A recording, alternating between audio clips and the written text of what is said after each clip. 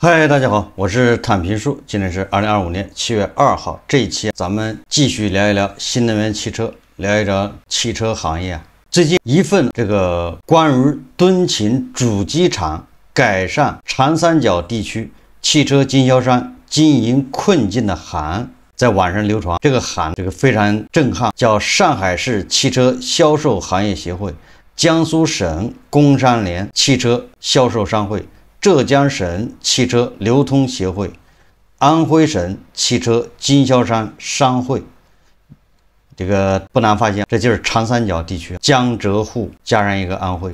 这个安徽是长三角的这个后花园。长三角地区的汽车销售行业的组织协会或者商会共同发了一个函，这个函是要求主机厂商，也就是汽车品牌厂商，要改善下游经销商的经营困境。他这函是怎么说的？这个大家在网上可以搜到。各主机厂商说，作为链接工厂与消费者的核心环节，汽车经销商的生存状况直接影响着行业持续健康稳定发展。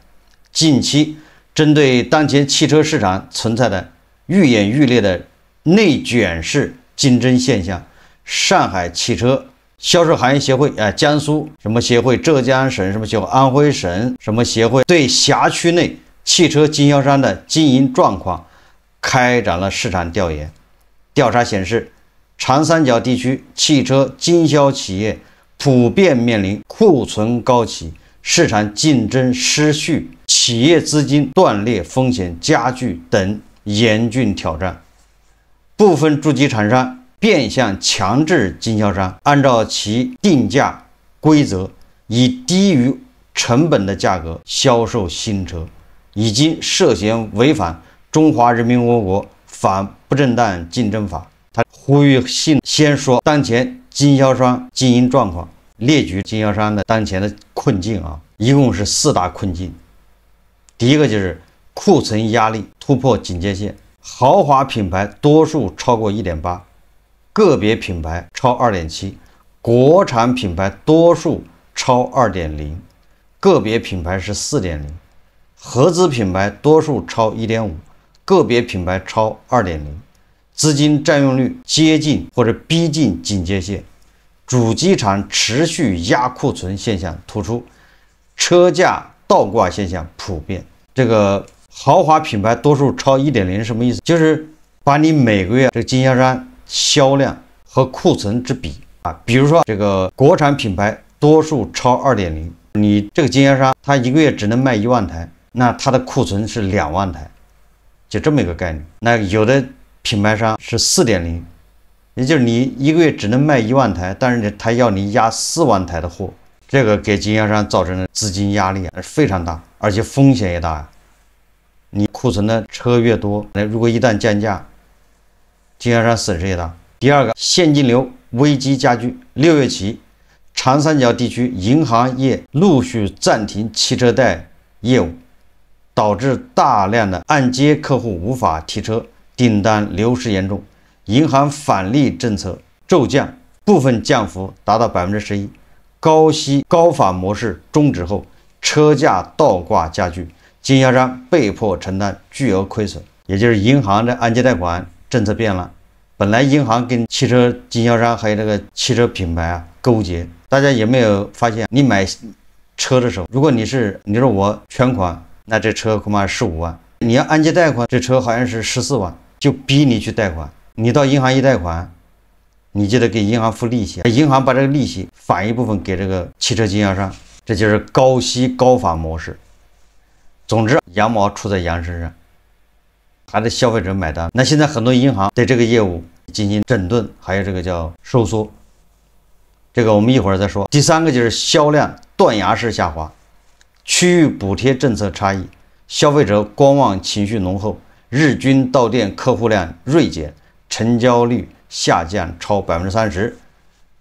第四个是成本与考核压力双重承压，场地租金占比超行业警戒线，人力营销成本居高不下，主机厂单方面制定捆绑式返利考核，模糊返利政策等，这是汽车经销商普遍面临的4大难题。4大困难。第二个，这个函还列举了行业存在的突出问题。整个的汽车行业存在什么问题？第一个就是目标制定失衡，主机厂商单方面摊派新车销量配件任务，未建立协商机制，导致经销商库存积压与资金链断裂风险加剧。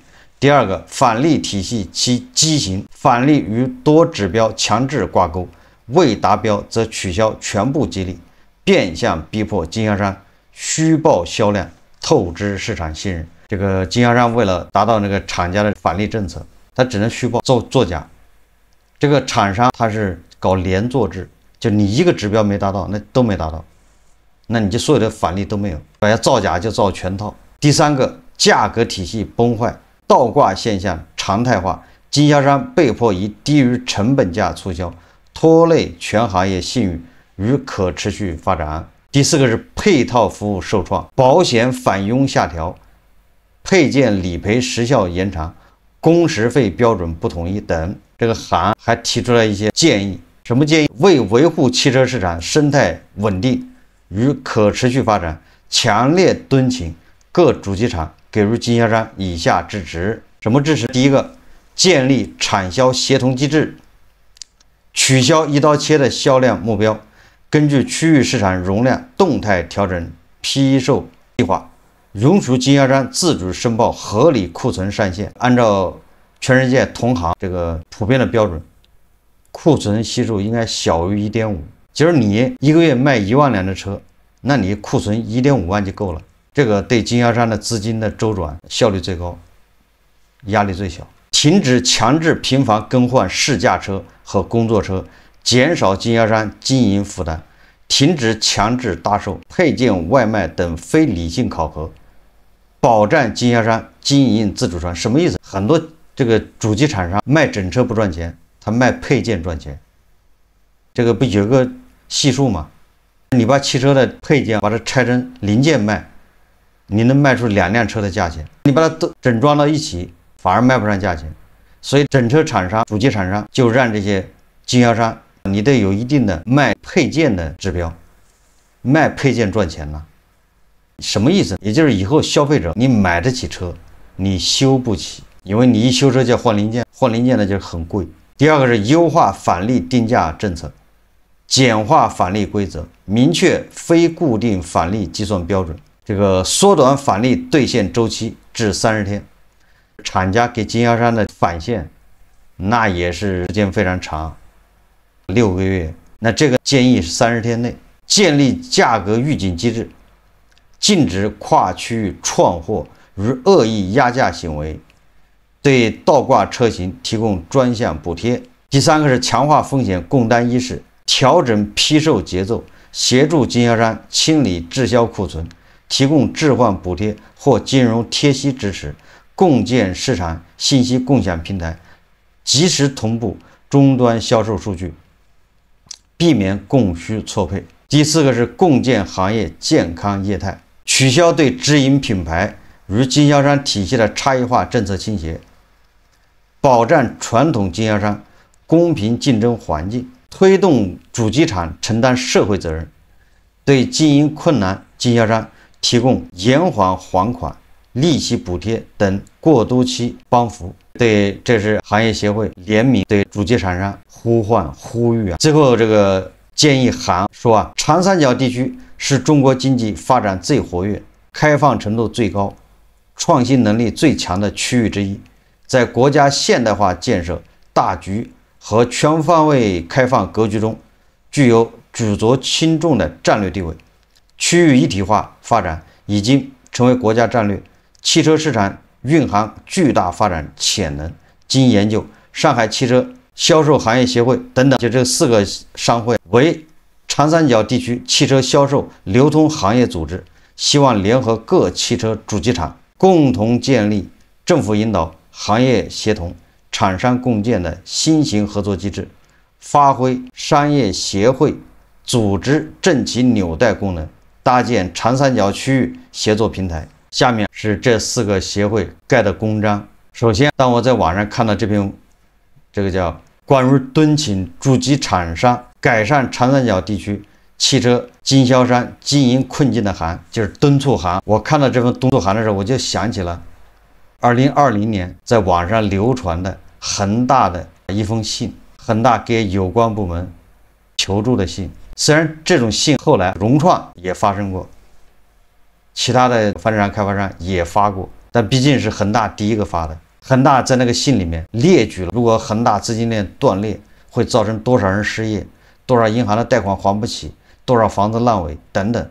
也就是你今天大家看到的这一幕，实际上恒大在那封信里面都已经写了，早就通知了。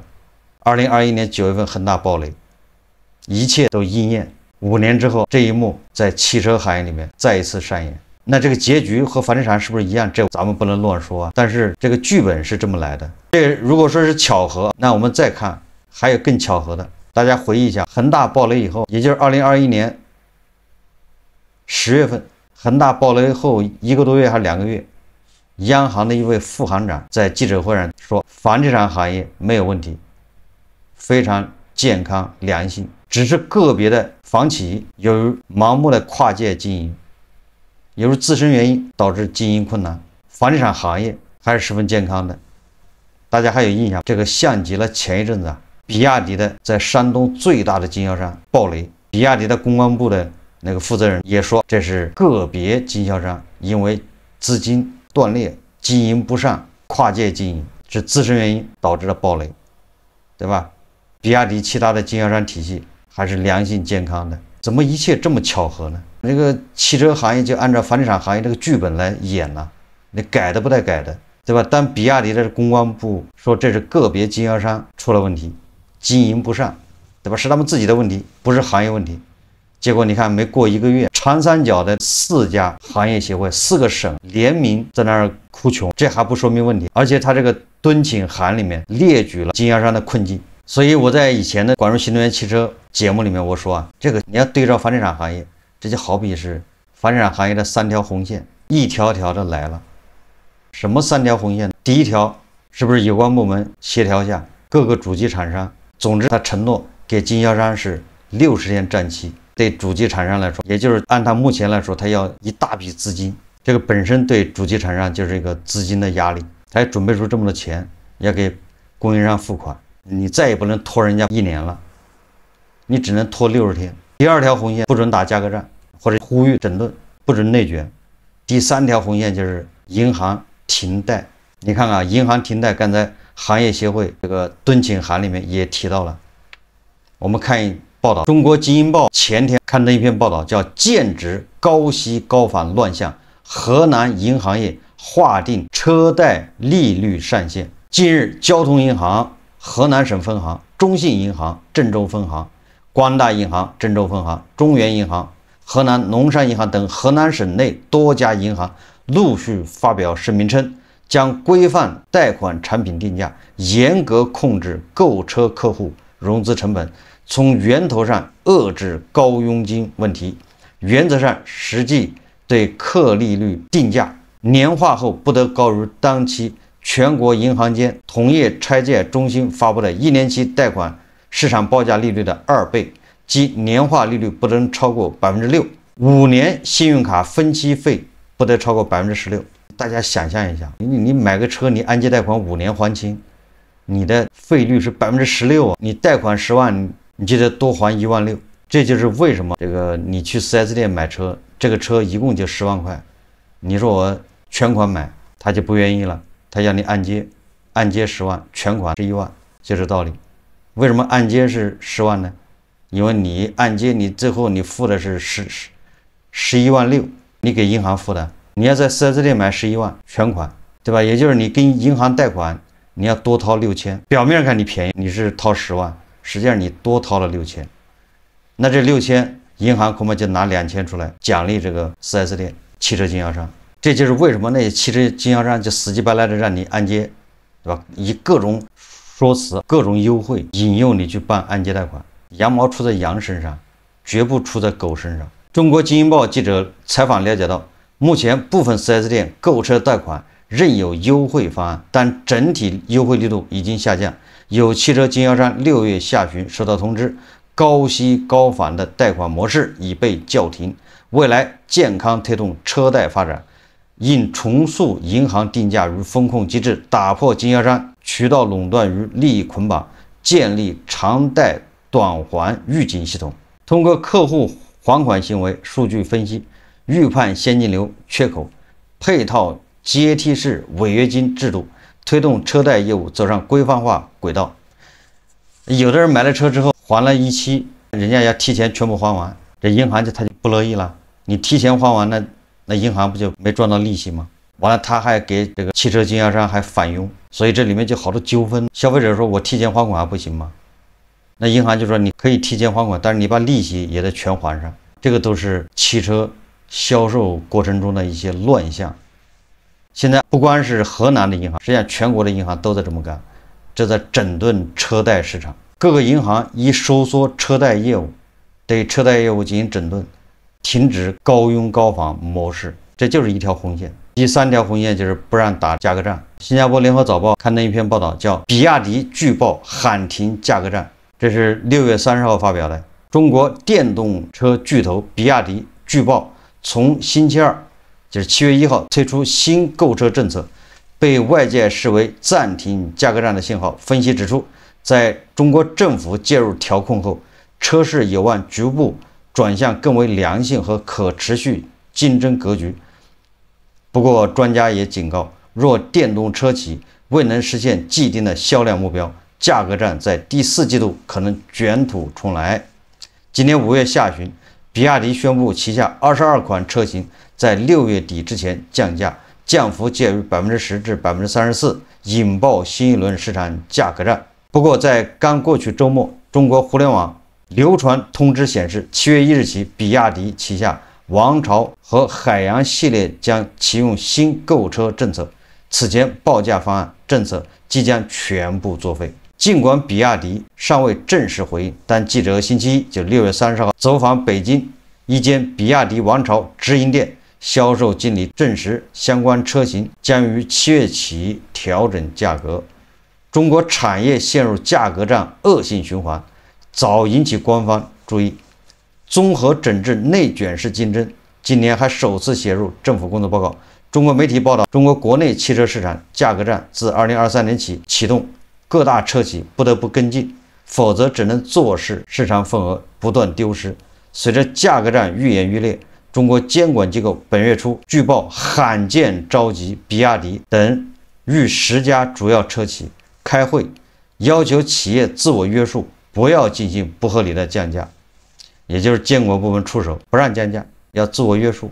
政府出手干预后，电动车市场价格战预计将暂时告一段落，短期内再爆发的可能性较低，行业将从内卷式竞争走向更良性、可持续的发展。这个惠誉评级亚太区董事接受采访时也指出，近期车企、地方政府如金融机构纷纷响应反内卷呼声，短期内终端车市价格有望企稳回升。他进一步分析，由于7至8月为传统车市淡季，消费者普遍持观望态度，真正的市场走向将在金九银十旺季显现，届时龙头车企定价策略将对全年车市走势起关键作用。法国外贸银行高级经济学家认为，比亚迪的新政策将向同行传递稳定车价的信号，有助于短期内遏制价格战蔓延。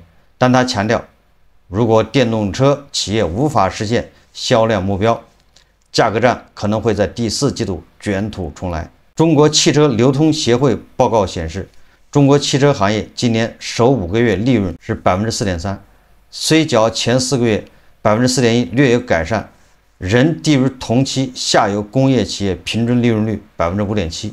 专家认为，除非市场需求出现更强劲复苏，否则车企仍难以摆脱销量压力，行业利润改善空间有限。与此同时，中国科技巨头小米上周四就6月26号晚正式发布旗下第2款车型，预期引起抢购热潮，起售价25.35万人民币，开售3分钟大定突破20万台，反映市场热度不减。专家认为，小米新车上市确实会对现有车企销量造成压力，但也为整体行业带来一些启示。如其继续依赖降价竞争，车企应更加注重技术创新和产品差异化，才能真正与竞争对手拉开差距，构建长期竞争优势。这个是联合早报报道的，从比亚迪开始要停止价格战。所谓的停止价格战，简单的理解就是停止降价。所以迄今为止到现在，汽车行业的三条红线已经出现，跟房地产的三条红线一样类似啊。我们一一比较啊。你比如说，有关部门整治汽车行业价格战，也就是不让汽车行业降价，这个有用吗？政府部门介入，出发点是好的，对吧？这不要内卷式竞争。大家想象一下，恒大一暴雷以后，是不是各个地方政府也是不让房价下跌？房企你房子盖好了，你要卖房子，你先到住建部门叫备案价，你先去备案。你那房子1万1平米，备案，那你打折也只能打到9500，低于9500，马上就有人举报，有关部门马上就责令整改。咱们房地产节目是不是天天说啊？连央企都逃脱不了，央企打折，地方政府一样的让他责令整改。责令整改什么意思啊？你卖出去的房子你还得取消，你还得按原价来，这叫整改。整改不到位，不让你卖，大家还记忆犹新吧？那地方政府不让房价下跌，最后结局是什么？所以那你现在想一想，主管部门不让车价下跌，那最后结局是什么？难逃像房地产一样的命运。你可以不降价，你不降价呢，消费者他不买。现在是供大于求，现在是消费者他可以勒紧裤腰带，他可以不花钱。像小米这样，那是创造人类历史上奇迹，对吧？小米它就是为创造奇迹而生的，它就是要证明咱们是轻产是遥遥领先，它是特例，它是在吹一个泡泡，他自己玩。这就好比，虽然现在楼市不行，大家房价都在下跌，还没有成交，2线、3线城市是不是这个楼市处于一种冻结状态？